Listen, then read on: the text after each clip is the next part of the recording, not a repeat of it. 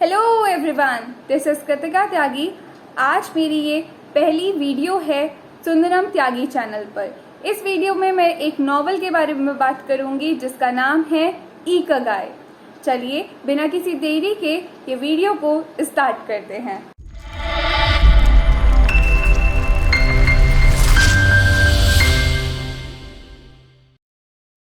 क्या आपने कभी जानने की कोशिश की है कि कंट्रीज में लाइफ एक्सपेक्टेंसी क्या होती है? इसका मतलब एक इंसान वहां पे एवरेज लाइफ कितनी जीता है, कितने साल तक वो जी पाता है। तो सबसे पहला जो नंबर आता है वो आता है हांगकांग का। हांगकांग में एक एवरेज इंसान 85 ईयर्स तक जी पाता है, उसकी लाइफ इतनी हो जाती है, काफी बड़ी बात है। Second Japan, fourth Switzerland, fifth Singapore. And जब आप सोचते हैं कि इंडिया कहाँ है यार, इंडिया तो मिला ही नहीं, वो आता है 136 नंबर पे और काफी पीछे रैंक है इसकी। अब देखिए जापान में तो 85.03 है और हमारे यहाँ है 70.42। तो कुछ ना कुछ तो ऐसी वजह होंगी जिसकी वजह से हमें 136 नंबर मिला और हमारे यहाँ लोग कम जीते हैं as compare to the Japan. तो आइए उसको पता करते हैं, क्या लाइफ स्टाइल है, क्या आइडियाज है, क्या बिलीव्स हैं उनके जो कि हैप्पी एंड लॉन्ग लाइफ जीते हैं। और ये वीडियो मेनली होगी जापान के बारे में। इसका आंसर मुझे एक बुक में मिला जिसका नाम है इकिगाई। इसका मतलब है the purpose of your life. आपकी लाइफ में पर्पस होना बहुत जरूरी है।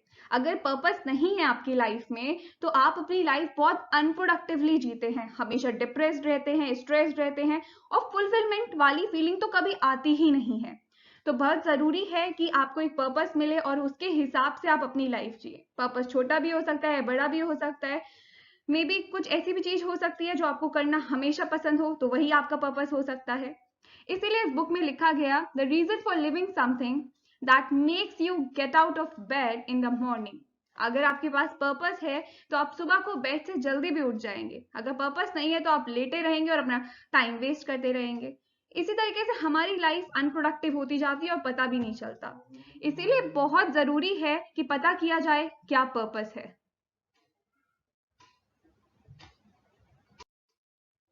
ये बुक एक्चुअली यहाँ पर जापानीज लोगों के बारे में कुछ बातें बताती है।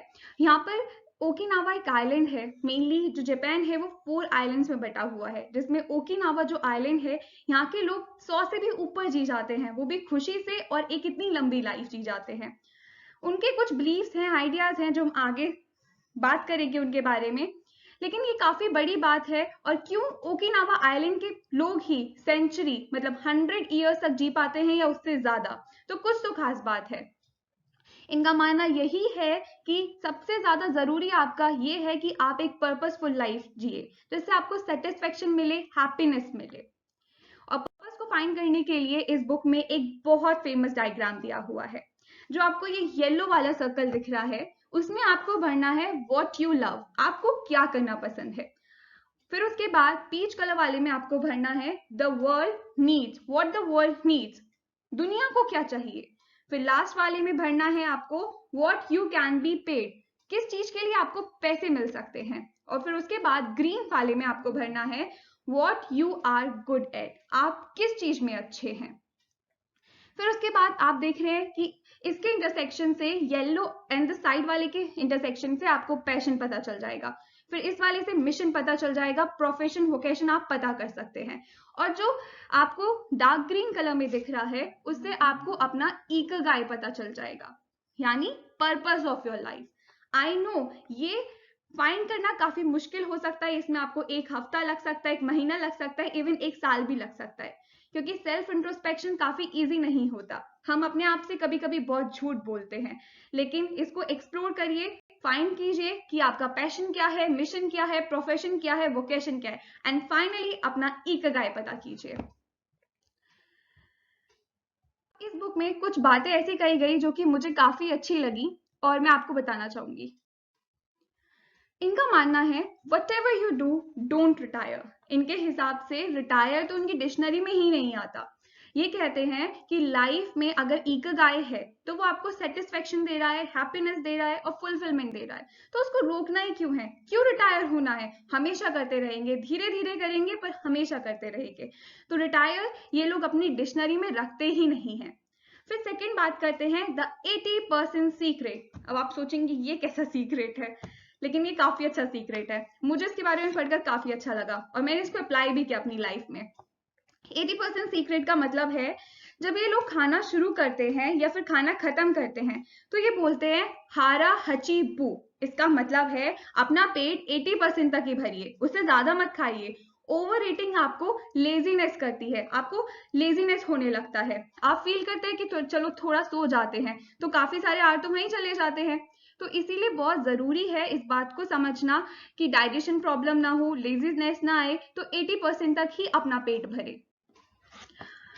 जापानीज रेस्टोरेंट में अगर कोई भी चीज आप खाने जाते हैं तो वो 5 प्लेट्स में आती है। एक बड़ा बाउल होता है और बाकी छोटी छोटी, उन सबको भर दिया जाता है। उनका मानना है अगर आप छोटी छोटी प्लेट्स में खाना खाते हो तो आपको लगता है कि आप बहुत सारा खाना खा रहे हो जब आप बार बार उसमें लेते हो, तो उसे देखकर ही आपको फुलफिलमेंट जैसा फील होता है। तो उनका मानना है कि आप छोटी प्लेट्स में खाइए, इससे आपको 80% सीक्रेट वाली चीज फॉलो करने में बहुत आसानी होगी। Maybe this is not silly, please try it. Then third is friend और family group.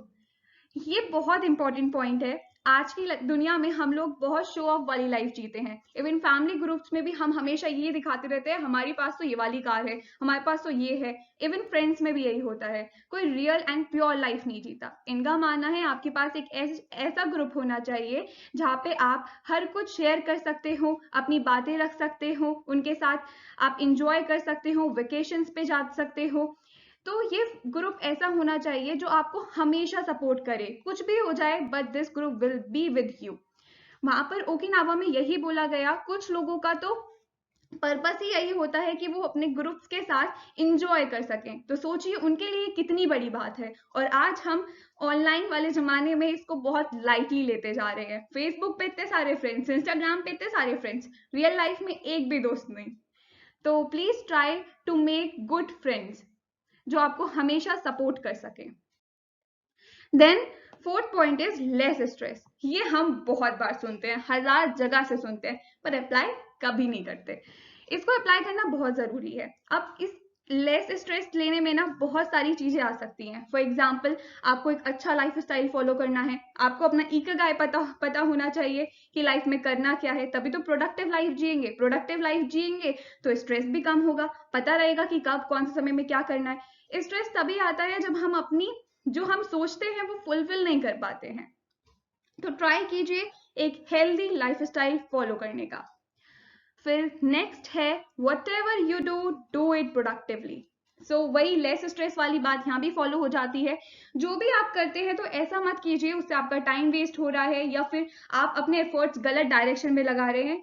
ट्राई कीजिए उस चीज को प्रोडक्टिव करने के लिए। थोड़े दिन लग सकते हैं but at the end you will get the result. फिर है सिंपल एक्सरसाइजेस। ये काफी मेन बात है इनके यहाँ की। सिंपल एक्सरसाइजेस, इनका मानना है कि सुबह को उठकर आपको एक्सरसाइज करनी चाहिए। अब इसमें खास बात क्या है, सभी लोग ऐसा कहते हैं, लेकिन जब हमारे दिमाग में एक्सरसाइज आता है तो हम बहुत स्ट्रेनियस एक्सरसाइजेस के बारे में सोचने लगते हैं कि अब तो जिम जाना है, डंबल उठाने हैं एंड ऑल। लेकिन यहाँ पर ऐसा कुछ नहीं है। सिंपल एक्सरसाइजेस मतलब आप सिंपल मूवमेंट्स कर सकते हैं, हाथ ऊपर करके पैर छूना, मतलब बहुत सिंपल सिंपल मूवमेंट्स आपको सुबह करने हैं। इनका ये मानना है जब आप सुबह को करते हैं तो आपकी पूरी बॉडी रिलैक्स हो जाती है। उसको थकाना नहीं है, उसको रिलैक्स करना है। इसीलिए आपको बहुत सिंपल मूवमेंट्स करने हैं। अगर 10 मिनट की दूरी पर जा रहे हैं तो ट्राई कीजिए आप अपनी कार, स्कूटी या बाइक से ना जाएं, आप पैदल जाएं, तो वो भी एक एक्सरसाइज में आ जाता है। कम से कम आप कुछ मूवमेंट्स कर रहे हैं। और ओकिनावा आइलैंड में एक खास बात यह है कि वो 100 साल तक तो जीते ही जीते हैं, उन्हें कोई बीमारी भी नहीं होती। अब आप देख लीजिए कोई भी ओल्ड पीपल है आपके घर में भी तो उसकी 1000 दवाइयां चल रही होती है, लेकिन यहाँ पर ऐसा नहीं होता बिकॉज ये पहले से ही जानते हैं कि एक्सरसाइज कितनी जरूरी है, मेडिसिन नहीं खानी है और हमेशा काम करते रहना है और हमेशा प्रोडक्टिव रहना है। फिर आता है cultivate good habits. For example, आपकी कुछ हैबिट्स हैं तो आप उन्हें भी काम करते रहिए, उन पर भी काम करते रहिए, पर कभी भी नई हैबिट्स बनाने से रुकिए मत। और फिर आता है नर्चर योर फ्रेंडशिप। हमेशा अपनी फ्रेंडशिप को नर्चर करते रहिए, अच्छे अच्छे दोस्त बनाइए और एकदम उनके लिए भी सपोर्टिव रहिए। उनसे भी उम्मीद रखिए कि वो भी सपोर्टिव होंगे और आप एक दिन अच्छे दोस्त बना ही लेंगे। फिर अब मेरी तरफ से आपके लिए एडवाइस और सजेशन दोनों हैं कि मैं पूरी समरी नहीं बताऊंगी आपको, जो भी मैंने बताया वो फर्स्ट चैप्टर की समरी थी। And it's a request to you everyone that please read this book, you will understand a lot about it. अगर आप अपनी लाइफ के बारे में सीरियस हैं और आपको भी अपना पर्पस पता करना है तो उसमें बहुत सारे केस स्टडीज हैं जो कि मैं शेयर करती तो आप बुक नहीं पढ़ते, और बुक पढ़ना बहुत जरूरी होता है। बिकॉज सुना हुआ कुछ दिनों में भूला जा सकता है, लेकिन पढ़ा हुआ कभी नहीं भूला जा सकता। तो summary can't tell you each and everything. Please इस बुक को पढ़िए। Thank you so much guys.